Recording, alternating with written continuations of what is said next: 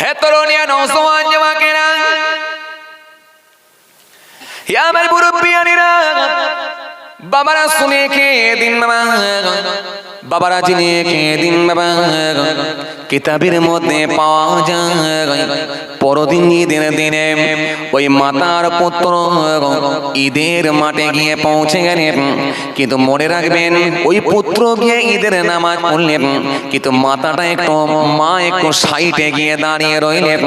কিন্তু বনি ইসরাইলের ধনী ব্যক্তিটি, ওই প্রভাবশালী ব্যক্তিটি, তিনিও ঈদের মাঠে গিয়ে হাজির হয়ে গেলেন। সারা এলাকার মানুষ, সারা এলাকার মানুষ, বনি ইসরাইল গোত্রের মানুষেরা সবাই ঈদের মাঠে গিয়ে পৌঁছে গেল। ঈদের নামাজ হয়ে গেল। ঈদের নামাজের পরে আল্লাহ নবী হযরতে দাউদ নবী বিচার করবেন বলে উঠে দাঁড়ালে। বিচার, এই বিচারের জায়গা খুব কঠিন জায়গা, খুব কঠিন জায়গা। দাউদ আসসালামের কাছে এক লোক এসেছে, বুঝলেন? এক লোক এসে বলছে, হুজুর হুজুর ইনার ছাগল আমার জমির ফসল খেয়ে নিয়েছে, বিচার করেন আপনি। কি সমস্যা! ওনার ছাগল আমার জমির ফসল খেয়ে নিয়েছে, হুজুর আপনি বিচার করেন। দাউদ আসসালাম একটু চিন্তা করে দেখলেন কি বিচার করব, কি চিন্তা করে দেখলেন। চিন্তা করে দেখলে বললেন ফসলের মূল্য কত হবে। তো ওই জমিওয়ালা, ওই জমির মালিক, তিনি হিসাব করে দেখলেন ফসলের মূল্য যা, বলে হুজুর ফসলের মূল্য যা এত হবে, ছাগলের দাম কত হবে? ছাগলের মালিক বললেন এই হবে। তো হুজুর হিসাব করে দেখলেন যে ছাগলের থেকে ফসলের মূল্য বেশি হয়ে গেছে। এখন তাহলে ছাগল কার ঘাড়ে যাবে? কথা বলছেন, কার কাছে যাবে? জমিওয়ালার কাছে। দাউদ আসসালাম বলে এক করো, এই ছাগলের মালিক, তোমার ছাগল জমিওয়ালাকে দিয়ে দাও, কারণ এর ফসল যা খেয়েছে না, ছাগলের থেকে বেশি দাম হয়ে গেছে, তুমি দিয়ে দাও ছাগল। এখন ছাগলের মালিক উপায় নেই, ছাগল দিয়ে দিয়েছেন। মনটা খুব খারাপ, মনটা খুব খারাপ, মন খুব খারাপ করে এখন ওই ছাগলের মালিক খালি হাতে যাচ্ছে। আর জমি মালিকের মন খুব খুশি, যাকে যাক ফসল খেয়েছে খেয়েছে, কিন্তু ছাগল তো একটা পেয়েছি, এই ছাগল বড় হবে, তার বাচ্চা তার বাচ্চা, অনেক বাচ্চা। দেখেননি মাঝে মাঝে যখন অ্যাক্সিডেন্ট হয়ে যায়, দেখেছেন আপনারা? কথা বলে না, তখনই বুঝে যায় যে ছাগলের বাচ্চা কটা হতে পারে। কি বলেন আপনারা? কথা বলেন না কেন? ছাগলের বাচ্চা কটা হতে পারে তখনই বুঝে যায়, কারণ ওই ছাগলের মালিক তখন আপনাকে বলে দেবে যে কটা ছাগল হতে পারে একটা ছাগল থেকে। খালি বলছে তার বাচ্চা তার বাচ্চা তার বাচ্চা, কটা পিড়ি যে আসবে, হাই রে হাই, সব দাম ধরে নেবে। শুনছেন? কিতাবের মধ্যে পাওয়া যায় যখন ছাগলের মালিক মন টন খারাপ করে টুকটুক করে হেঁটে হেঁটে চলে যাচ্ছে, জমি মালিক খুব খুশি, যাকে যাক ছাগলটা তো পেয়েছি। এখন এই ছাগলকে নিয়ে জমিওয়ালা যখন চলে যাচ্ছে, কিতাবের মধ্যে পাওয়া যায় ব্যাস ওই ছাগলের মালিক চলে যাচ্ছে, আর আর জমির মালিক ছাগল পেয়েছে, তিনিও চলে যাচ্ছে। রাস্তায় যেতে যেতে কিছুটা যাওয়ার পরে সুলাইমান হুজুরের সঙ্গে দেখা। সুলাইমান নবীর তখন, সুলাইমান হুজুরের বয়স তখন খুব কম। সুলাইমান হুজুরের সঙ্গে যখন দেখা হয়েছে, হযরতে সুলাইমান হুজুর বলেন কি খবর, কোথায় গিয়েছিলে বাবা? ছাগলের মালিক বলছে হুজুর আপনার আব্বার কাছে গিয়েছিলাম। জমি মালিক বলছে আপনার আব্বাজানের কাছে গিয়েছিলাম। কেন? একটা বিচার নিয়ে গেছিলাম, নালিশ জানাতে গিয়েছিলাম। কি হুজুর, এই লোকের ছাগল আমার জমির ফসল খেয়ে নিয়েছে। তাই? বলে হ্যাঁ। ছাগলেরাকে বলছে কি রে বা, তোমার জমি ছাগল খেয়ে, তোমার ছাগল এ লোকের জমির ফসল খেয়ে নিয়েছে? বলে হুজুর এ লোকের ফসল খেয়ে নিয়েছে আমি বুঝতে পারিনি, তাই আপনার আব্বাজানের কাছে গিয়েছিলাম। তো আব্বা কি বিচার করলো? তো আব্বা বলল ফসলের মূল্য কত, ফসলের মূল্য হিসাব করে দেখলো, দেখলো আমার ছাগলের থেকে দাম বেশি হচ্ছে। বলে আব্বা কি বললো? বলে আব্বা বললো তাহলে তুমি ছাগলটাকে ওই জমি মালিককে দিয়ে দাও। তো ছাগল দিয়ে দিলাম। হুজুর আমার মনটা খুব খারাপ, আমার গরিবের সংসার, অভাবের সংসার, একটা ছাগল যদি থাকতো হয়তো ভবিষ্যতে ওটা আমার পরিবারটা একটু স্বচ্ছভাবে চলতো। হুজুর মনটা আমার খুব খারাপ হয়ে গেছে, ছাগলটা দিয়ে চলে এলাম, যেহেতু হুজুর বিচার করে দিয়েছে। দাউদ আসসালামের সন্তান হযরতে সুলাইমান হুজুর, তিনি বললেন বাবা এই বিচারটা তো ঠিক হয়নি বলেই মনে হয়, চলো চলো আব্বাজানের কাছে যাও। আব্বাজানের কাছে গিয়ে বলো যে বিচারটা একটু বিবেচনা করে করতে, বিচারটা একটু বিবেচনা করে করতে, হিসাব করে করতে, কারণ আপনি তো শুধু আপনি তো শুধু সাধারণ ব্যক্তি না, সাধারণ নেতা না, সাধারণ লিডার না, আপনি হলেন নবী এবং রসুল, আপনি পয়গম্বর। আপনার বিচার হবে খুব হিসাব করে, নিরপেক্ষভাবে বিচারটা হোক। ছাগলের মালিক যে বলছে হুজুর বেয়াদবি নেবেন না, যদি বিচারটা একটু বিবেচনা করে দেখতেন তাহলে মনে হয় ছাগলটা আমার থাকতো। ছাগলের মালিক একটা সুযোগ পেয়ে গেছে। যে যখন বলেছে তখন দাউদ আসসালাম বলছে তুমি কিভাবে বিচার করতে চাইছো? তোমার ছাগলের যা দাম তার থেকে তো এর ফসলের মূল্য বেশি হয়ে গেছে, তো তুমি কি বিচার চাইছো? হ্যাঁ বলে হুজুর একটু যদি বিবেচনা করে করতেন, হিসাব করে করতেন। তোমাকে এই কথা কে শেখালো বলো? বলে হুজুর আপনার সন্তান হযরতে সুলাইমান হুজুর তিনি আমাকে বলেছেন। বলে বুঝতে পেরেছি, এটা তোমার মুখের কথা নয়, যাও আমার বেটাকে ডাকো। ছেলেকে ডাকা হলো, ছেলে গেল, গিয়ে বলে হুজুর আব্বাজানকে গিয়ে পৌঁছে গেছে। আব্বা বলছে বেটা তুমি কি এই ছাগলের মালিককে পাঠিয়েছো? হুজুর আমি পাঠিয়েছিলাম, বিচারটা যদি একটু নিরপেক্ষভাবে করতেন, কারণ আমার বড্ড ভয় হয় কিয়ামতের ময়দানে আল্লাহর কাঠগড়ায় যখন আল্লাহ সকলকে সেই দিনে দাঁড় করাবেন, এই বিচারককে আল্লাহ ইচ্ছা করলে সেদিনে পাকড়াও করতে পারেন। আমার বড় ভয় হয় হুজুর, বিচারটা যদি একটু বিবেচনা করে দেখতেন, কেন আপনি তো আল্লাহর নবী, আপনি আল্লাহর পয়গম্বর, আল্লাহর রসুল, সুতরাং সাধারণ মানুষের বিচার আপনার বিচার এক হতে পারে না, একটু যদি হিসাব করে দেখতেন।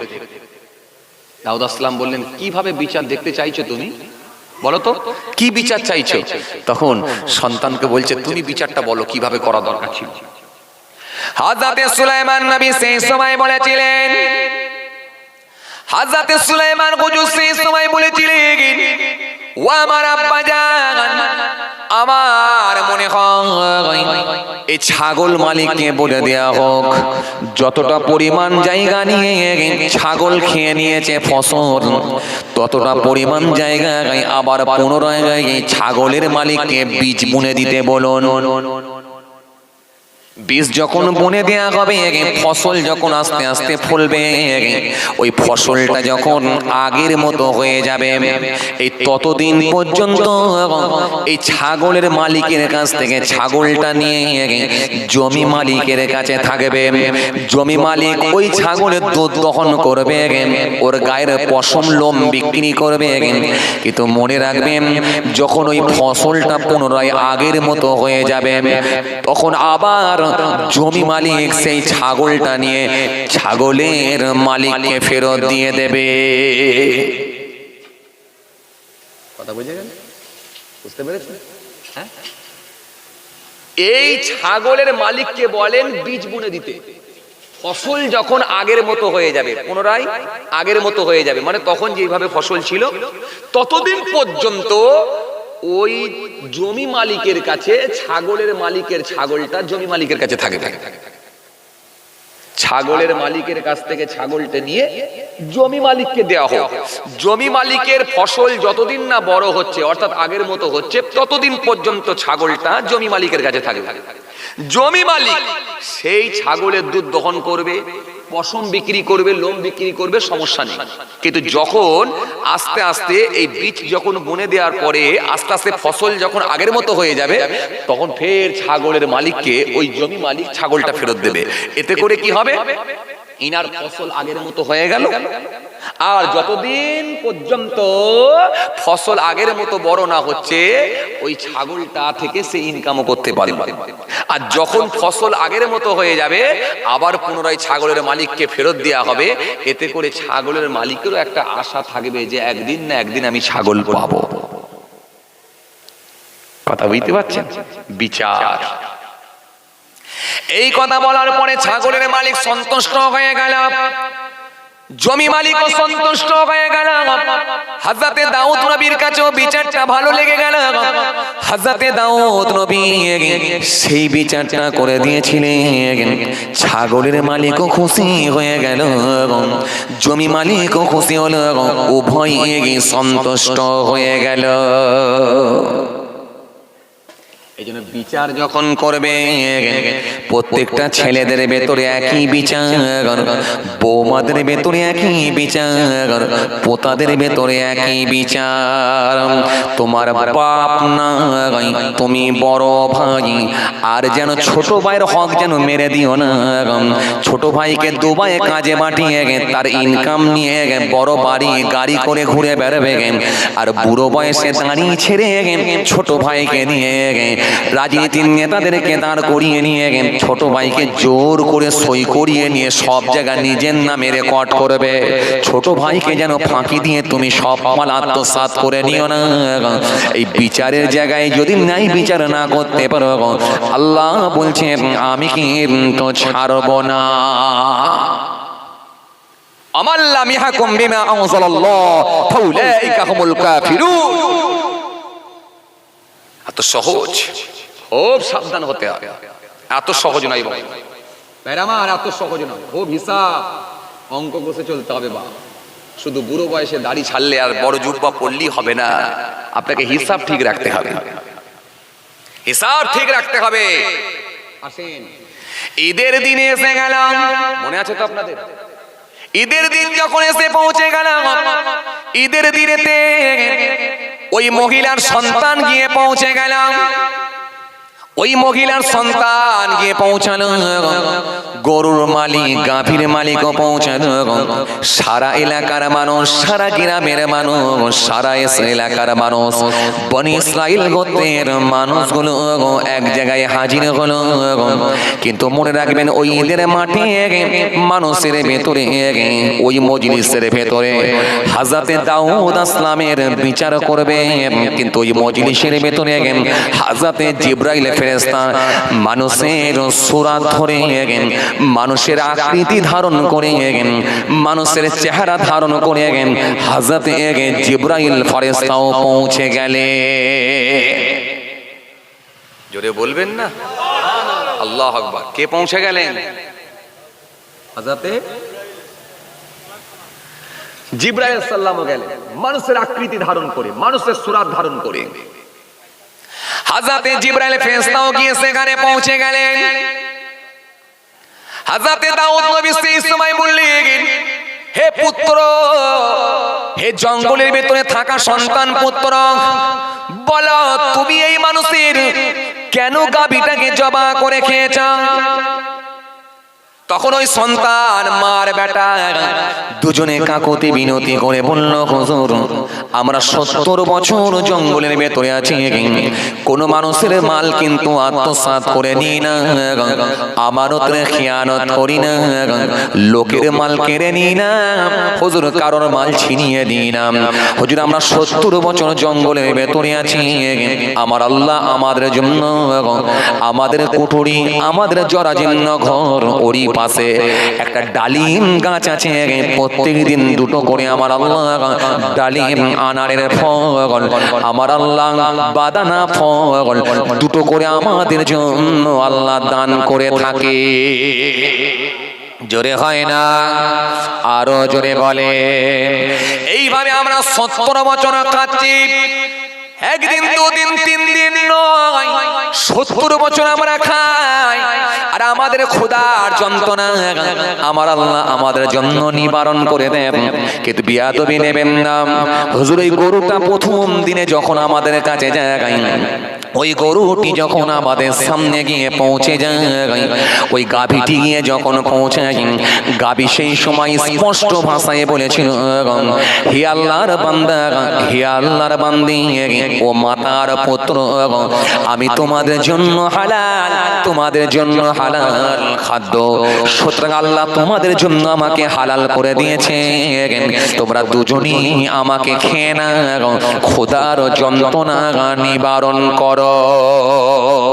ও আল্লাহ নবী শুনে রেখে দিন, আমি মা সেই সময় বলেছিলাম, হে আমার সন্তান, এই গরুটা কার আমি জানি না, এই গরুটা কার তুমিও জানো না।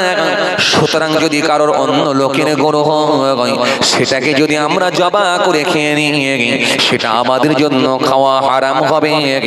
কারণ কোরআন শরীফের মধ্যে আল্লাহ সুন্দর করে বলেছেন, আল্লাহ সুন্দর করে কোরআনের মধ্যে আয়াত দিয়ে দিয়েছেন, সুন্দর করে বলেছেন, সুন্দর করে আমার আল্লাহ জানিয়েছেন, আল্লাহ সুন্দর করে বলেছেন, কোরআনের মধ্যে জানিয়ে দিয়েছেন, ইয়া আইয়ুহাল্লাযীনা আমানু লা তুহারিমু তাইয়্যিবাত মা হালাল্লাহু লাকুম ওয়া লা তা'তাদু ইন্নাল্লাহা লা ইউহিব্বুল মুতাদিন।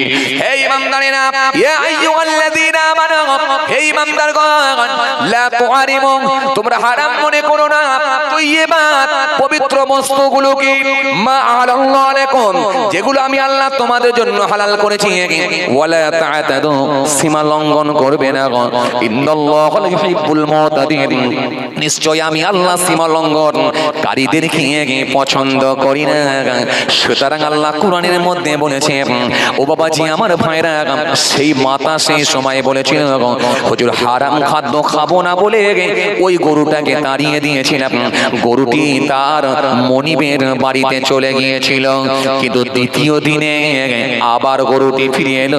ফিরে এসে আমাদের দুজনের সামনে বলেছিল, ও আল্লাহর বান্দা, ও আল্লাহর বান্দি, তোমরা খোদার যন্ত্রণা নিবারণ করো, আমাকে তোমরা জবা করে খাও, জবা করে খাও। সেই সময় গরুটি যখন আমাদেরকে বলেছিলাম, আমরা থাকতে না পেরে সেই গরুটাকে আবার ফিরিয়ে দিই, গরুটি আবার তার মনিবের বাসায় ফিরে চলে যায়। কিন্তু তৃতীয় দিনে আবার যখন গরুটি এসে পৌঁছে যায়, গরুটি আমাদের সামনে লম্বা হয়ে শুয়ে পড়ে তার গলাটাকে উঁচু করে বলেছিল, ও আল্লাহর বান্দারা বান্দি, ও আল্লাহর বান্দা বান্দি, আজকের দিনে এই আমি গরুকে তোমরা জবা করে খাও, এই গরুটাকে আমার আল্লাহ তোমাদের জন্য আমাকে হালাল করে দিয়েছেন। সুতরাং তোমরা চিন্তিত হবে না, আমাকে জবা করে খাও। হুজুর একদিন দুদিন ফিরে পাঠিয়ে দিয়েছিলাম, তৃতীয় দিনে জবা করে খেয়েছি। হুজুর আমাদের তো কোনো অন্যায় নাই। যখন ওই মহিলা এই কথাটি বলে দিয়েছেন, ওই আবেদা মহিলাটি, ওই আল্লাহর ওলি বান্দিটি যখনই এই কথাটি বলে দিয়েছে, ওই গাভীর মালিক সেই সময় উঠে পড়ল, উঠে দাঁড়িয়ে বলল, হুজুর ওই মহিলা মিথ্যা বলছে। গাভী কি কোনোদিন কথা বলতে পারে? গরু কি কোনোদিন কথা বলতে পারে? ওই মহিলার সন্তান বলেছিল, শোনো, তোমার জানা নাই, আল্লাহ যদি রাজি হয়, আল্লাহ যদি খুশি হয়, আল্লাহ ইচ্ছা করলে গাভীর জবান দিয়েও কথা বলিয়ে নিতে পারে। আরো জোরে বলেন, আরো জোরে বলেন। যখন এই কথা বলা হয়েছে, সেই সময় ওই গাভীর মালিক বলেছিল, ও আল্লাহ নবী, ও হযরতে দাউদ নবী, আমি কোনো কথা শুনতে নারাজ, আমি বিচার চাই, গাভী কেন খেয়ে নিয়েছে? হযরতে দাউদ নবী সেই সময় বললেন, শোনো, এই মহিলাগুলো আবেদা মহিলা, এই মহিলাগুলো আল্লাহর ওলি বান্দি, আর এই পুত্র জঙ্গলের ভেতরে থাকে, সুতরাং আমি তোমাকে এর ক্ষতিপূরণ দিয়ে দিচ্ছি। গাভীর মালিক বলল, আমি ক্ষতিপূরণ দেব না। হযরতে দাউদ নবী বললেন, ওই চামড়াটাকে সেলাই করে, ওই চামড়া ভর্তি, ওই চামড়াটাকে সেলাই করে, ওই গাভীর চামড়াটাকে মুড়ে দিয়ে সেলাই করে, ওই গাভীর সমপরিমাণ তোমাকে আমি স্বর্ণ মুদ্রা দিয়ে ভরিয়ে দেব, অন্তত তুমি এদেরকে মাফ করো। গাভীর মালিক বলেছিল, মাফ করব না হুজুর, আমি ন্যায় বিচার চাই। সেই সময় দেখা যায় ওই ভিড়ের মাঝখান থেকে একজন ব্যক্তি উঠে দাঁড়ালেন, ও আল্লাহ নবী, ও হযরতে দাউদ নবী, শুনে রেখে দিন, আজকে এই মার সন্তান গাভীটা খেয়েছে জবা করে, আসলে কিন্তু ওই মার সন্তান কোনো অন্যায় করেনি। মার সন্তান তাদের নিজেদের হক, তাদের নিজেদের গাভী তারা নিজেরা খেয়েছে, এতে কোনো অন্যায় করেনি। ও হযরতে দাউদ নবী শোনেন, আপনি কি জানেন এই গাভীর মালিক যিনি বর্তমান, ইনি কিন্তু আসলে গাভীর মালিক নন। আসলে যিনি গাভীর মালিক ছিলেন সেই সওদাগর যিনি 500 উট নিয়ে সেদিনে শাম দেশের দিকে রওনা দিয়েছিলেন। শাম দেশের দিকে যখন যাচ্ছিলেন, ওই শাম দেশের দিকে যাওয়ার পথে এই মালিক বর্তমান যিনি আছেন ইনি তার কিন্তু চাকর ছিলেন। এই দিনে কিন্তু এই চাকর বড় ছুরি নিয়ে গিয়ে ওই সওদাগরকে তিনি নিজে হাতে জবা করেছিলেন। জবা করে ওই সওদাগরের 500 উট নিয়ে তার গাভী নিয়ে চলে এসে শাম দেশ থেকে মিশরে এসেছিলেন। মিশরে এসে তিনি আরো অনেক সম্পত্তি আরো অনেক রোজগার করে আস্তে আস্তে ধনী হয়ে গেছে। কিন্তু মনে রাখবেন আসল মালিক কিন্তু সেই সওদাগর ছিল যাকে নিজে হাতে মানুষটা জবাই করে দিয়েছে। যখনই এই কথা বলেছেন তিনি যিনি বললেন তিনি আর অন্য কেউ নয়, তিনি হলেন হযরতে জিবরাইল ফেরেশতা, যিনি মানুষের সূরত ধরে মানুষের আকৃতি ধারণ করে যখনই এই কথাটি বলে দিয়েছেন, বর্তমান গাভীর মালিক রাগান্বিত হয়ে গিয়ে বললেন, তুমি কে? এত বড় মিথ্যা বলো, এত বড় ডাহা মিথ্যা বলো, ডাহা মিথ্যা বলো। আমি কোনোদিন নিজে হাতে কোনো খুন করিনি, আমার নামে মিথ্যা তুমি ও তকমা লাগাবে না, আমার নামে মিথ্যা এলিগেশন দেবে না, আমার নামে মিথ্যা তুমি কোনো তকমা লাগাবে না। যখনই বর্তমান গাভীর মালিক এই কথা বলেছে, সঙ্গে সঙ্গে আল্লাহর কুদরতি ক্ষমতা এই গাভীর মালিকের জবানটা আল্লাহ বন্ধ করে দিলেন। গাভীর মালিকের জবানটা যখন বন্ধ হয়ে গেল, অটোমেটিকলি তার হাতগুলো কথা বলতে লাগলো, চোখ কথা বলতে লাগলো, পা কথা বলতে লাগলো, সব পুরো অঙ্গ প্রত্যঙ্গ গুলো কথা বলতে লাগলো। সেই সময় আল্লাহ তার জবানকে যখন খুলে দিয়েছিলেন, অটোমেটিকলি কথা বলতে লাগলো। গাভীর মালিক সেই সময় চুপ করে গেল, তার জবানকে আল্লাহ বন্ধ করে দিলেন। জবানকে বন্ধ করে দেওয়ার পর ওই গাভীর মালিক জবানটা বন্ধ হয়ে গেছে। জবানটা বন্ধ হয়ে যাওয়ার পরে আমার আল্লাহ পাক কুদরতি ক্ষমতায় তার হাতের জবানকে খুলে দিলেন, পায়ের জবানকে খুলে দিলেন। আমার আল্লাহ পায়ের জবানকে খুলে দিলেন, চোখের জবানকে খুলে দিলেন, চোখের জবানকে খুলে দিলেন, কানের জবানকে খুলে দিলেন। পুরো সারা শরীরের অঙ্গ প্রত্যঙ্গগুলো কথা বলতে লাগলো। সবাই সেদিনে কথা বলতে শুরু করে দিল। সে কিভাবে হত্যা করেছিল তার চিত্রগুলো তুলে ধরল। সেই সময় হাত বলতে লাগলো, হুজুর এ লোক মিথ্যা বলছে, ও আল্লাহ নবী আমি নিজে হাতে করে ওই সওদাগরকে আমি খুন করেছি। হুজুর হানাত বলতে লাগলো, হুজুর আমি নিজে হাতে করে খুন করেছি, এ লোক মিথ্যা বলছে। সেই সময় চোখ বলতে লাগলো, হুজুর এ লোক মিথ্যা বলছে। আমি সেই সময় ওই সওদাগরের কান্না, সওদাগরের ভয়াবহ চিত্র আমার চোখের সামনে ভেসে ওঠে। সেদিনে সে কাকুতি মিনতি করে ক্ষমা চেয়েছিল, কিন্তু এই চাকর ছাড়ে নিয়ে ছুরি দিয়ে জবা করেছিল। আমার চোখের সামনে ভেসে আছে, হুজুর আমি দেখেছি দেখেছি দেখেছি। কান সেই সময় বলতে লাগলো, ও আল্লাহ নবী এই লোক মিথ্যা বলছে। সেদিনে যখন আমি শুনেছি এই সওদাগরের সে কান্না, সেই যে করুণ আওয়াজ, সে কর্ণ এখনো পর্যন্ত আমার কর্ণে ভেসে আছে। আমি এখনো পর্যন্ত সে আওয়াজ শুনতে পাচ্ছি। এই লোক আজকের দিনে কিন্তু মিথ্যা বলছে, মিথ্যা বলছে। যখনই গোটা শরীরের অঙ্গ প্রত্যঙ্গ গুলো একটা একটা করে সাক্ষী দিতে লাগলাম। হযরতে দাউদ নবী সেই সময় বললেন, বাবারা বাবারা এটাই হবে কিয়ামতের বিচার। যেদিন আল্লাহ পাপী ব্যক্তিগুলোকে তুলে দাঁড় করাবে, সেদিনে যখন নিজের পাপের কথা অস্বীকার করবে, ওই পাপী লোকের জবানকে আল্লাহ বন্ধ করবে। চোখ বলবে কি গুনাহ করেছে, হাত বলবে কি গুনাহ করেছে, কান বলবে কি গুনাহ করেছে, পা বলবে কি গুনাহ গুনাহ করেছে সব একটা একটা একটা একটা করে সাক্ষী দিতে লাগবে। এই জন্য আল্লাহ কোরআনের মধ্যে বলেছে আলিয়াউমা আকমালতু লাকুম আলিয়াউমা নাখতিমু আলা আফওয়াহিহিম ওয়া তুকাল্লিমুনা আইদিহিম ওয়া তাশহাদু আরজুলুহুম বিমা কানু ইয়াকসিবুন। সেই দিনে আমার আল্লাহ পাক রব্বুল আলামিন সেই দিনে বান্দার জবানকে আল্লাহ সিল করে দিবেন, বান্দার কথা বলতে পারবে না। বান্দার চোখকে আল্লাহ জবান খুলে দেবেন, বান্দার কানের জবান আল্লাহ খুলে দেবেন, বান্দার হাতের জবানকে আল্লাহ খুলে দেবেন, বান্দার পায়ের জবানকে আল্লাহ খুলে দেবেন। সারা শরীরের অঙ্গগুলো একটা একটা একটা একটা একটা একটা একটা করে সমস্ত পাপের কথাগুলো যখন তুলে ধরবে, সেদিনে বান্দার কান্না ছাড়া আর দ্বিতীয় কোনো রাস্তা থাকবে না।